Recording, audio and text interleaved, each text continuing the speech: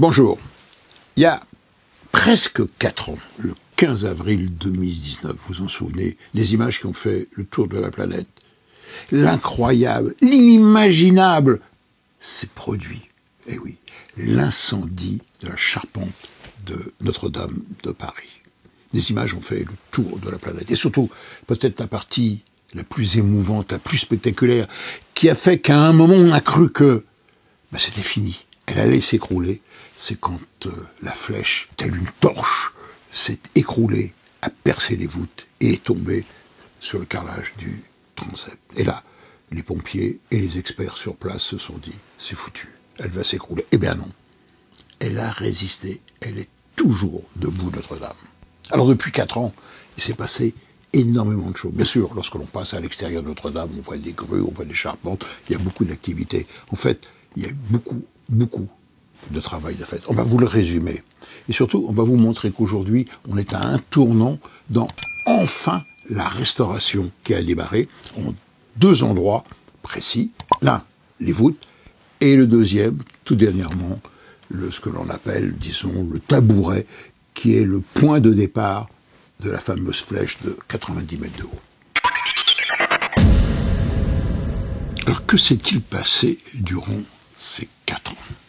Alors, tout d'abord, la première des choses, une fois que l'incendie a été éteint, et je vous rappelle qu'il s'en est fallu, disons, disent les pompiers, de 15 à 20 minutes.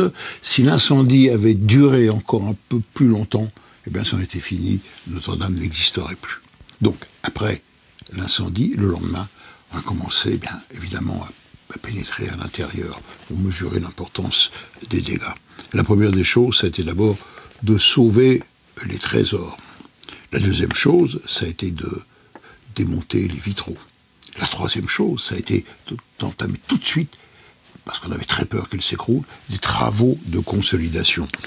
Ça a été avec un travail remarquable des charpentiers, des menuisiers, la fabrication de cintres en bois pour reprendre les efforts des arcs-boutants qui continuaient à pousser sur les murs de la cathédrale. Consolidation également des tympans, démontage des vitraux, couverture de l'édifice pour éviter les intempéries. Ensuite, partie essentielle, démontage du fameux échafaudage métallique qui a été tordu par les flammes, mais qui finalement devait servir à la restauration des travaux de restauration de la flèche, mais qui finalement a joué un rôle de protection des voûtes. Curieusement, lorsque la flèche s'est écroulée, elle est tombée sur l'échafaudage métallique. Une partie, vous l'avez vu, a percé la voûte de la croisée du transept, mais a évité que l'ensemble des voûtes de la nef ne s'écroule. Donc démontage, vous vous souvenez de ces images, de ces cordistes qui, avec des scies, ont découpé morceaux de ferraille, tube après tube. Ensuite, un échafaudage à l'intérieur, métallique, qui fait que c'est devenu, quand on voit ces images, non plus une cathédrale de pierre, mais une cathédrale d'acier, qui a permis de monter un plancher jusqu'à 30 mètres de hauteur. Plancher à partir duquel on a commencé une inspection très précise des voûtes, qui sont le point sensible. Voûtes qui, je vous le rappelle, ont été percées à 3 endroits, mais l'endroit le plus spectaculaire étant évidemment le grand trou béant de la croisée du transept, là où s'élevait la flèche qui s'est écroulée. Parallèlement, a été fait un travail de fourmi. On a ramassé à l'intérieur de la nef tous les gravats, tous les débris, tout ce qui était tombé.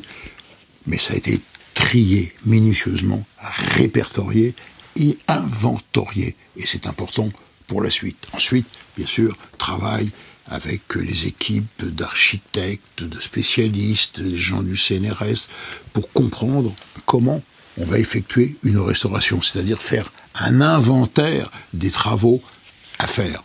Et notamment, il y a celui de la restauration des voûtes dont on va vous parler.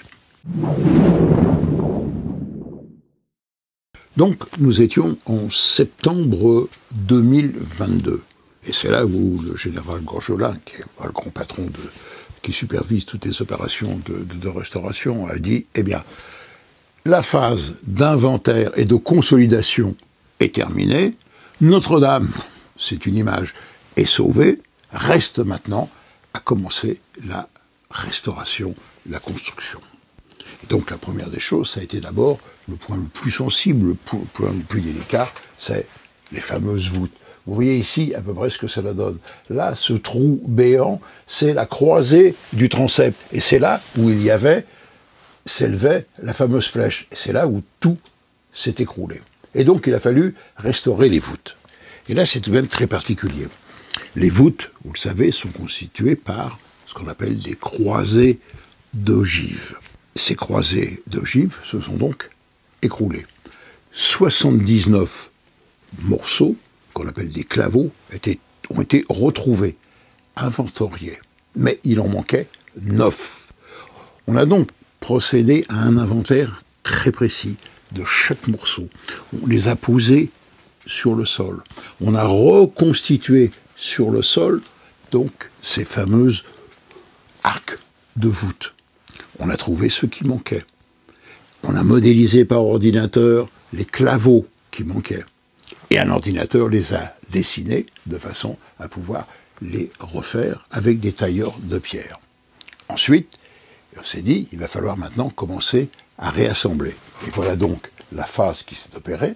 On a donc sur le plancher posé des cintres en bois qui ont permis de supporter, de servir sur ces cintres, de remonter, vous voyez, toutes les pierres, les claveaux, ceux que l'on a retrouvés et ceux que l'on a resculptés. La phase terminale étant la pose, vous voyez ce que l'on appelle ici, on appelle ça un oculus ou un anneau de compression qui va faire la liaison entre les 1, 2, 3, 4 arcs. Voilà donc où on en est. Restera ensuite à faire les voûtes qui vont être constituées de pierre et qu'on a appris, c'était une découverte sur Notre-Dame, était beaucoup moins épaisse que prévu. Sur la cathédrale de Sens, qui a servi de modèle, faisait 30 cm d'épaisseur, et sur Notre-Dame, elles ne feront que 10 cm d'épaisseur. Voilà donc où on en est actuellement. Pourquoi ? Parce qu'on va entamer autre chantier très important, c'est le montage de la flèche de la cathédrale.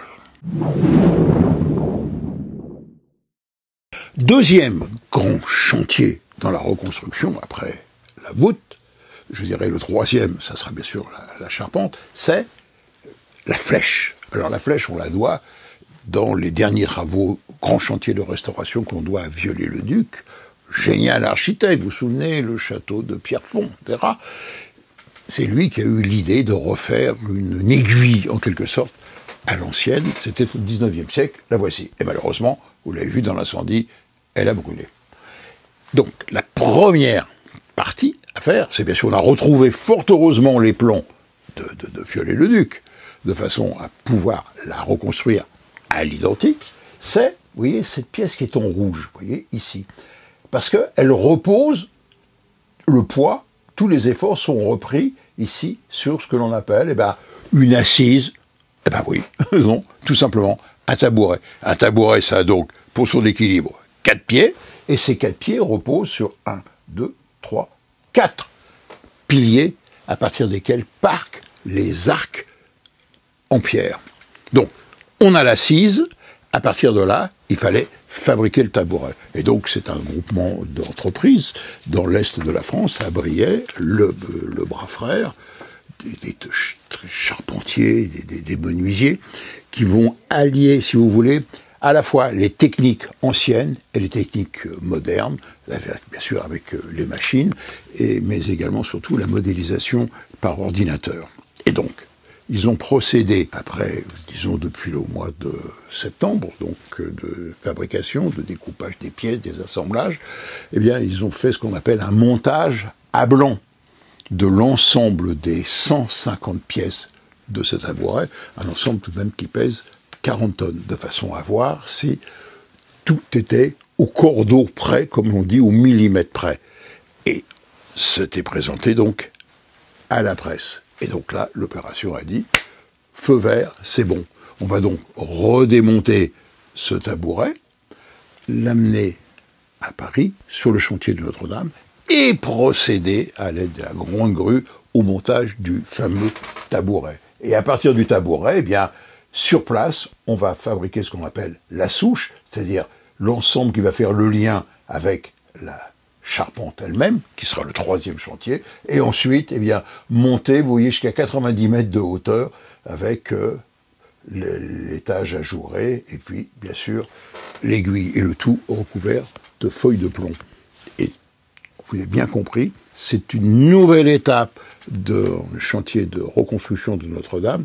Le but étant, vous vous souvenez, ce que dit toujours le général Jean-Louis Gorgelin, qui est le général en chef, en quelque sorte, qui coordonne toutes les opérations, de dire, eh bien oui, nous tenons les délais, nous serons présents en 2024 pour l'ouverture au public et célébrer, évidemment, la première messe. Un dernier point, si vous voulez en savoir plus sur le chantier de Notre-Dame, il y a 2 très belles expositions qu'il faut absolument visiter.